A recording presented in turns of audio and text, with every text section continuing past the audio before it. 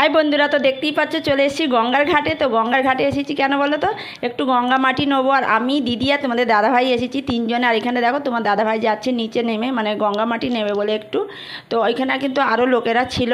তো এই যে গঙ্গা মাটি নেওয়া হয়ে গেছে, ব্যাগে ঢুকিয়ে নিয়েছি। তারপরে এইদিকে চলে এসেছি একটু ঘুরতে। আর দেখো সন্ধ্যে আরতি কিন্তু হচ্ছে শিবলিঙ্গের। তো ওইখানে খানিকটা আমরা দাঁড়িয়ে মানে আরতিটা দেখে নিলাম। দেখে নেওয়ার পরে ওই দিক থেকে বেরিয়ে চলে আসছিলাম। আর এইখানে দেখো মানে মিউজিক বাজছিল, যে ঢাক ঢোল এখন কত সুন্দর হয়ে গেছে, মানুষকে আর কষ্ট করতে হয় না, তাই না?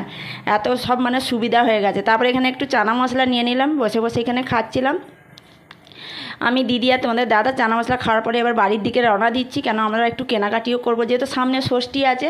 ওই জন্য তাড়াতাড়ি চলে যাচ্ছি, বেশিক্ষণ এখানে দাঁড়ালাম না। আর এখানে চলে এসেছি, দেখো একটা শাড়ি নেবো মায়ের জন্য। আর দিদি নিল না শাড়ি, বললো আমি ড্রেস পিস নেবো। তো দিদির জন্য একটা ড্রেস পিস নিয়ে নিলাম। তারপর টোটোয় উঠে চলে যাচ্ছি বাড়িতে। পরের মিনি ব্লগে আবার তোমাদের সঙ্গে দেখা হবে, কী কিনলাম না কিনলাম।